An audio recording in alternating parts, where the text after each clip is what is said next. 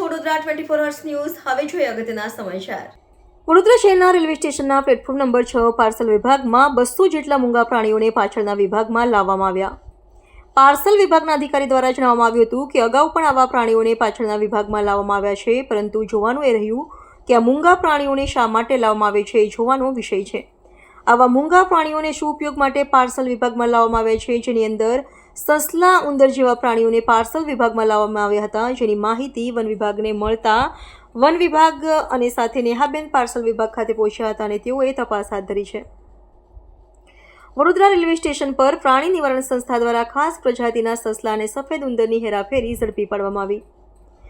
આજે Vadodara railway station પર એક મુસાફરનો પ્રાણી નિવારણ સંસ્થાને જાણ કરવામાં આવી હતી કે વડોદરા રેલવે સ્ટેશન પાર્સલમાં ગીચોગીચ સસલા અને સફેદ ઉંદર પાંજરામાં આવ્યા છે અને એમાં કેટલાય ઉંદર અને સસલા પાંજરામાં મરી ગયેલા છે તેવી જાણ પ્રાણી નિવારણ સંસ્થાને જાણ કરાતા સંસ્થાના નેહા પટેલ તથા રમેશ યાહીસ રેલવે સ્ટેશન પહોંચીને તપાસ કરતા તેમાં કેટલાક સસલા અને ઉંદર મરેલી હાલતમાં મળી આવતા વડોદરા પાર્સલ વિભાગના પાર્સલ નવલ કિશોરની જાણકારી હતી તથા રેલવે પોલીસને આ સંદર્ભે જાણ કરવામાં આવી હતી.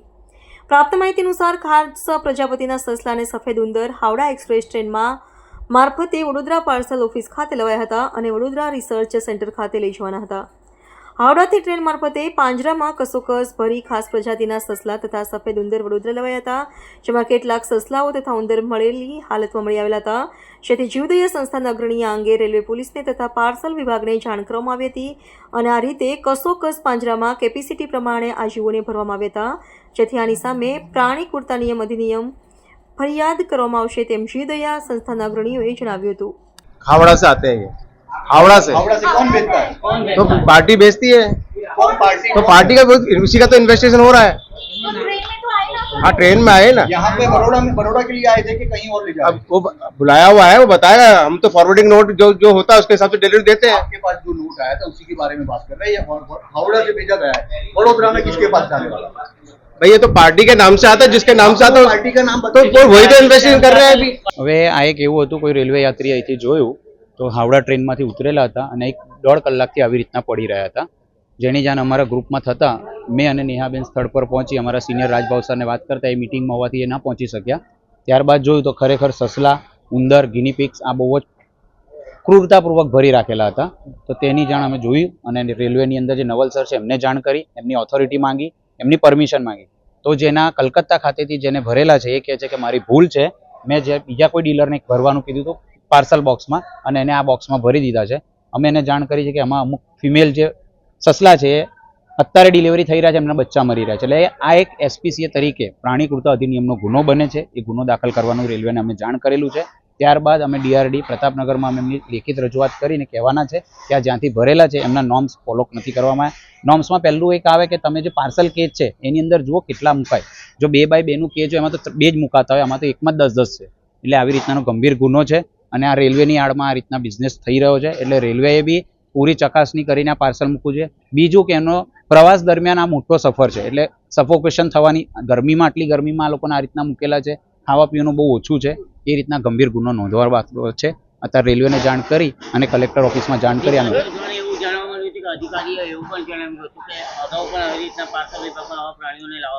હા, તો એમના જે રેલવેના તમામ અધિકારી જે પાર્સલ વિભાગમાં હોય એમને તાલીમની સખ્ત જરૂરત છે. હું આપના માધ્યમથી કહેતો હોય, જો એમને તાલીમની જરૂર હોય તો હું wild life crime control bureau તરફથી આ તાલીમની આયોજના કરી આપીશ. તમામ રેલવે અધિકારીને ફ્રી ઓફ તાલીમ કરવામાં આવશે. 2 દિવસનો સેન્સસ કરી આપવામાં આવશે. ચોક્કસ વડોદરા ખાતે આવી પૂછ્યું છે કોને આ પાર્સલ આપવામાં આવે? હવે કોઈ પઠાણભાઈ કરીને છે જે આ ડિલિવરી લેવાના હતા, એમને એવું જણાવેલું છે કે અમે આ રિસર્ચ પર્પઝથી લાવેલા છે અને અમે આગળ રિસર્ચ કરવામાં. પણ હું આપના માધ્યમથી જણાવું કે કોઈ પણ રિસર્ચ કંપની આવી રીતના લેતી નથી. ડાયરેક્ટલી કંપની ટુ કંપનીનું કન્સાઇનમેન્ટ હોય છે, એ ફૂલ્લી સેફટી સાથેનું હોય છે. હવે તમે જો આવા ખુલ્લામાં છે, બાજુમાં મચ્છીનું કન્સાઇનમેન્ટ છે, તો બેક્ટેરિયા કેટલો હોય ને આમાંથી જ એના પર જો રિસર્ચ કરવાનું હોય તો દવામાં કેટલા બેક્ટેરિયા થતા હશે. એટલે આ કંપનીની આડમાં લાવવામાં આવતું એ ખોટી વાત છે. રિસર્ચ કંપની ડાયરેક્ટલી એમની ગાડી, એમના કન્સાઇનમેન્ટ બધા અલગ જ હોય છે. રિસર્ચ કંપની કોઈ દિવસ આવવામાંથી નથી લેતી. આમાં હાવડામાં જે રીતે નામ ખુલે છે કે બેદરકારીના ભૂલથી અહીંયા વડોદરા આવી ગયું છે, તો પછી વડોદરામાં પઠાણનું નામ છે તે રીતે ખુલે છે? એ પઠાણભાઈ ડિલિવરી લેવા આવ્યા છે. આ માલની જે માલિકી છે પઠાણભાઈ પોતે કબૂલ્યું કે મારું છે અને હું લેવા આવ્યો છું.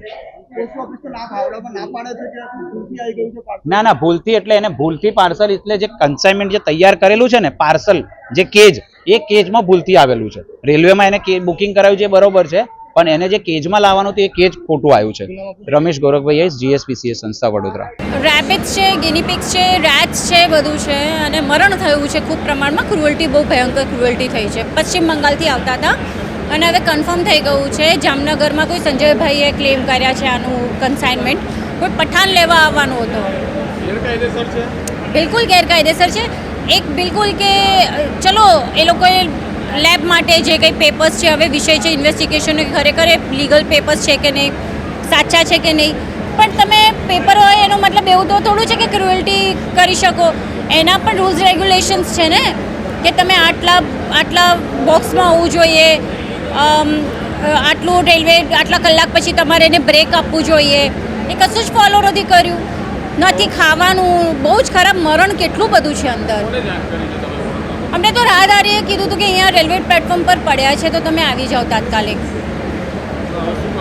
અમે રેલવેને તો જાણ કરી છે, હવે પોલીસને જાણ કરશું.